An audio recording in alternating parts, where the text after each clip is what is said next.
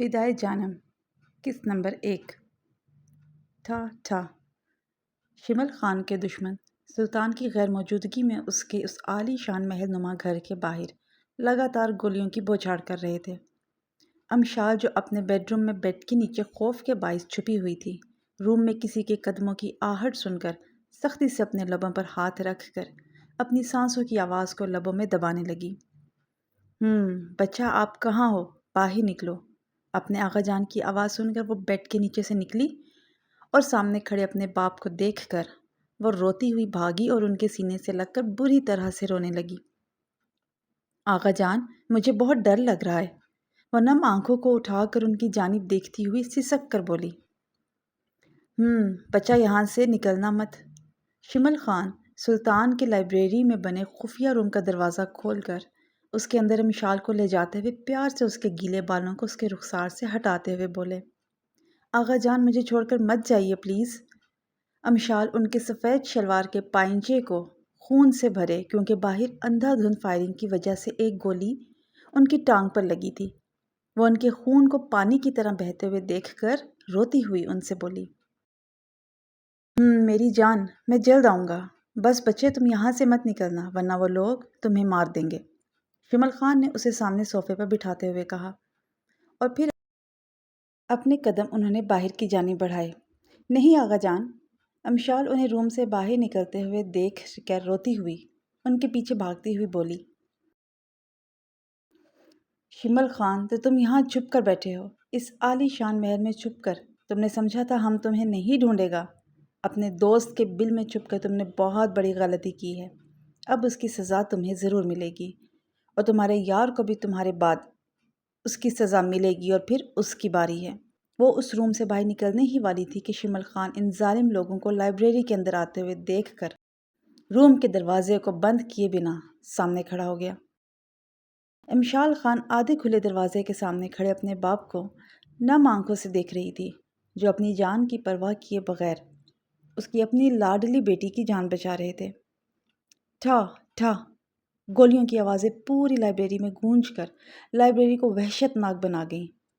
امشال خان شمل خان کی کراہت سن کر اپنے لبوں پر ہاتھ رکھ کر بری طرح سے رونے لگی اور دھندلی نظروں سے اس مضبوط لوہے کی بنی ڈور کو کھولنے کی کوشش کرنے لگی، جبکہ وہ دروازہ کھولنا اتنا آسان نہیں تھا۔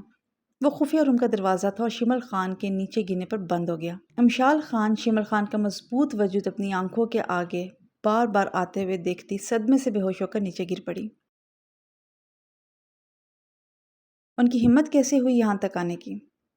اور یہ سیکیورٹی فورسز کہاں مر گئی تھی جب وہ لوگ یہاں داخل ہو رہے تھے؟ فرہاد؟ سلطان مینشن میں لگی ہر طرف آگ کو دیکھ کر سلطان عالم شاہ غصے سے غرائے۔ وہ اس حادثے کا سنتے ہی اپنا ایک امپورٹنٹ میٹنگ چھوڑ کر یہاں بھاگا بھاگا چلا آیا، صرف اپنے دوست اپنے مسیحا کے لیے جس نے اسے مرنے سے بچایا تھا۔ بھلا وہ اسے خطرے میں کیسے چھوڑ سکتا تھا؟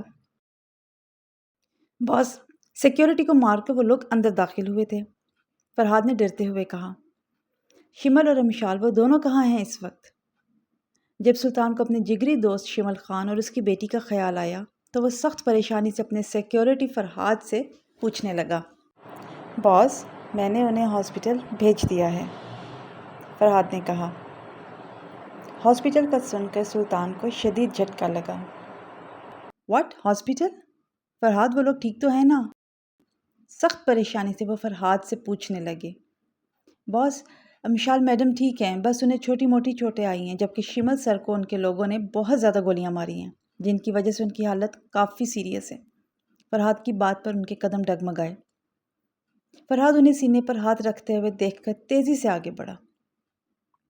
فرہاد، جاؤ جلدی سے گاڑی نکالو، مجھے ابھی اسی وقت ہاسپٹل اپنے یار کے پاس جانا ہے، اسی وقت میری سخت ضرورت ہے۔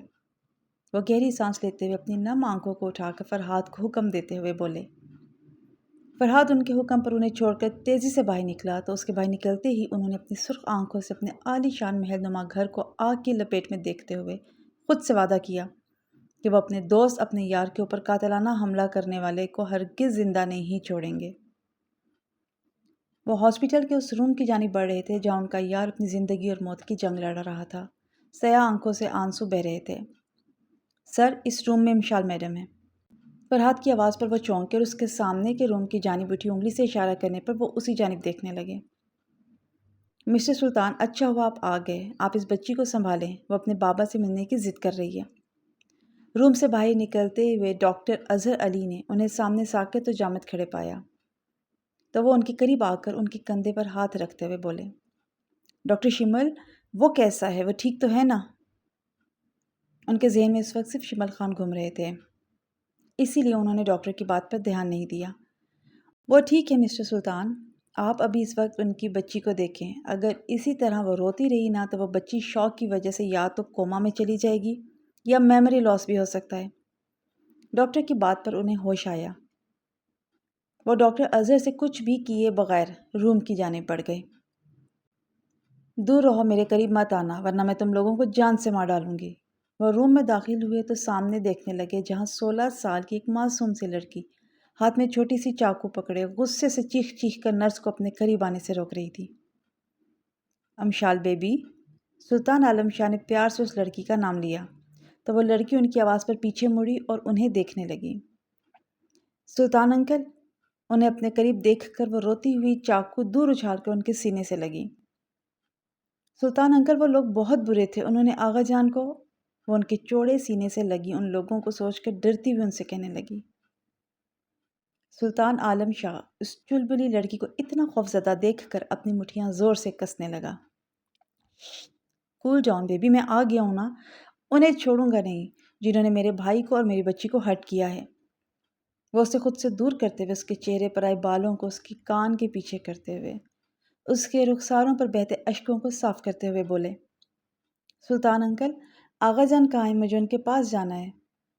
وہ اس کی موجودگی کی وجہ سے اب کافی پرسکون ہو گئی تھی، اسی لیے ان سے اپنے بابا کے متعلق پوچھ رہی تھی۔ آپ جلدی سے فنش کر لیں، پھر ہم دونوں آپ کے بابا کے پاس جائیں گے۔ اسے بیڈ پر بٹھا کے نرس کے ہاتھوں سے سوپ کا باؤل لیتے ہوئے انہوں نے کہا تو وہ خاموشی سے ان کی بات مان کر وہ سوپ پینے لگی۔ اسے سوپ پیتا ہوا دیکھ کر وہ اس کے پٹی میں جکڑے نازک کندھے کو نم آنکھوں سے دیکھنے لگے۔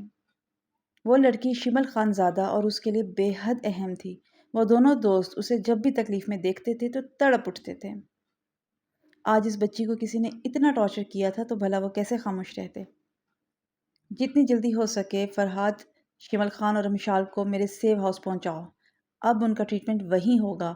ان لوگوں کو بالکل بھی پتہ نہیں چلنا چاہیے کہ شمل خان اور مشال کو میں نے کہاں چھپایا ہے۔ مشال کو سلانے کے بعد وہ روم سے باہر نکلے، سامنے کھڑے فرحاد کو حکم دینے لگے۔ اوکے باس، فرحاد نے ادب سے سر جھکاتے ہوئے کہا۔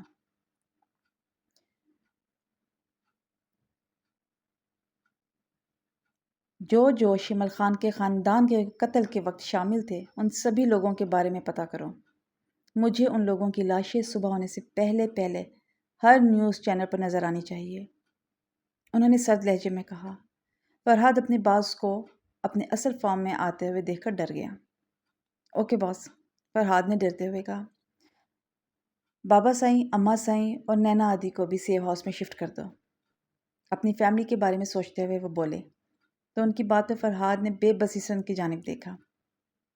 باس، وہ بابا سائیں نہیں مانیں گے، فرحاد نے کہا۔ فرحاد، اس وقت ان کی ضد سے زیادہ ان کی جان عزیز ہے مجھے، تم وہی کرو جو میں کہہ رہا ہوں، سلطان عالم شاہ نے سختی سے کہا۔ اوکے باس، میں کوشش کر کے دیکھتا ہوں، اگر وہ مانے تو ٹھیک، ورنہ میں آپ کو کال کر کے ان کے فیصلے سے آپ کو آگاہ کر دوں گا، فرحاد نے ان کی جانب دیکھنے سے پرہیز کرتے ہوئے کہا، کیونکہ وہ جس طرح اسے گھور رہے تھے اسے ڈر تھا کہ کہیں وہ اس کی بات پر اس کے سینے پر اپنے ریوالور کی ساری گولیاں ہی نہ اتار دیں۔ کوشش نہیں، عمل کرو، اگر انہیں کچھ ہوا فرحاد تو میں تمہیں زندہ نہیں چھوڑوں گا، گاٹ اٹ؟ انہوں نے آگے بڑھ کر اس کے کندھے پر ہاتھ رکھ کر زور سے دباتے ہوئے برفیلے لہجے میں کہا۔ فرحاد ان کے برفیلے لہجے پر ڈر کر بری طرح سے جھرجھری لینے لگا۔ اب کون سا گناہ کر دیا ہے اس نے جسے چھپانے کے لیے وہ یہ سب کر رہا ہے؟ سرفراز شاہ فرحاد کو اپنی دہلیز پر دیکھ کر اسے باہر روکتے ہوئے غصے سے پوچھنے لگے۔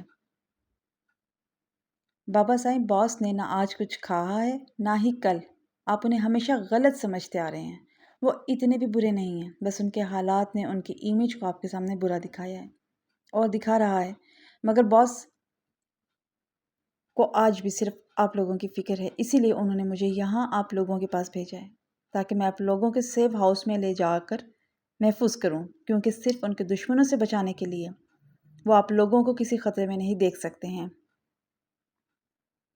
فرحاد اپنے باس کے خلاف ایک لفظ بھی نہیں سن سکتا تھا، اسی لیے وہ اپنے باس کی سائڈ لیتے ہوئے ان سے کہنے لگا، ہاں، ہماری حفاظت کرنے کے لیے اب ایک گنڈا رہ گیا ہے، جاؤ جا کر اس گنڈے سے کہو ہمیں اس کی حفاظت کی ضرورت نہیں ہے، ہم اپنا خیال اچھے سے رکھنا جانتے ہیں۔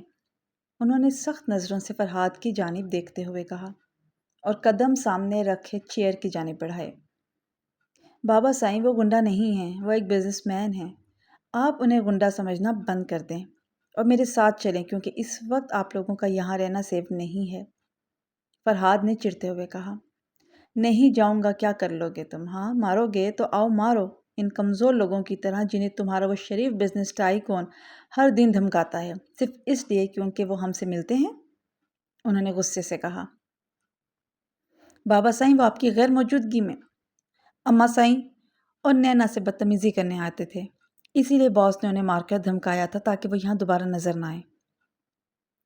فرحاد نے انہیں اصلیت بتائی، لیکن وہ یہ سننے کو بالکل بھی تیار نہیں تھے، کیونکہ سلطان عالم شاہ پر انہیں یقین بالکل بھی نہیں تھا، وہ انہیں ایک کرمنل سمجھتے تھے۔ وہ لوگ اس کی طرح بدماش نہیں ہیں جو یہ گھٹیا گری ہوئی حرکتیں کریں گے، وہ نیک شریف لوگ ہیں۔ میری غیر موجودگی میں یہاں آنا تو دور، وہ اس علاقے میں قدم رکھنا بھی پسند نہیں کرتے۔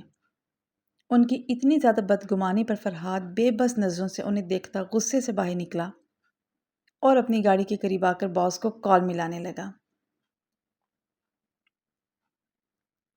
سلطان، میری بیٹی سے شادی کر لو۔